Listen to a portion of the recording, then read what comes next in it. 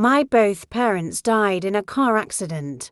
That night my dad planned a dinner date with my mom. He claims he haven't done that for a year, as they barely have time for themselves, because both have different businesses they are running. My parents left the house by 8 p.m. that evening.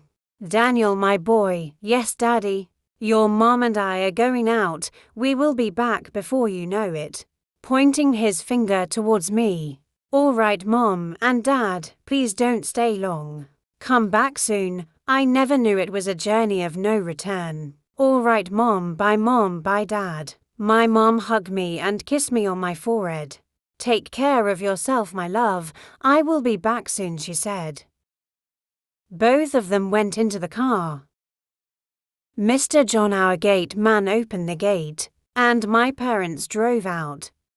I was in the living room, watching my favorite movie. Then I noticed it was getting late, and my parents was yet to come back. I became very worried. I picked up my phone and started calling.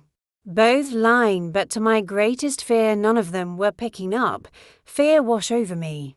I couldn't take it anymore, so I went to Auntie Kate. Auntie Kate had been our house help ever since I was born. I grew up to know her. Good evening, Auntie Kate. Good evening, my boy, she responded. Daniel, what is it? You look very worried and upset. Why is your face like that? Tell me, are you hungry or do you need anything? Auntie Kate was very concerned. No, Auntie, I am not hungry. Either do I want anything, I told her. So why are you looking upset and worried? If you don't want anything, tell me, dear. I knew I could trust Aunt Kate with anything, so I told her. Aunt Kate, it my parents. I am very worried about them. She asked, surprisingly, your parents, what happened to them? Auntie Kate, that is what I don't know. Have been calling them, but none of them is picking my calls. Dear, is that why you are sad? Don't worry, your mom and dad will soon be back. Just have a little patience, okay? She assured me. But why are them not picking up my calls? And why are them yet to come back? I asked her, looking very sad. Calm down, Daniel. You worried too much. You have been like this ever since you were little. Dear, you are a grew up now, okay? She said, wearing a slime on her face. I think they might be on their way home now. Maybe they are having issues with their car, or maybe at traffic. Don't worry, Mom and Dad will soon be back. Just calm down. All right, Auntie, I replied, nodding my head. I will be in my room, Ma. All right, my dear, she slime, and I left the kitchen. I went straight to my room, but with a worried heart. By the time I got to my room, it was already 11:55 p.m., that to say it was almost midnight.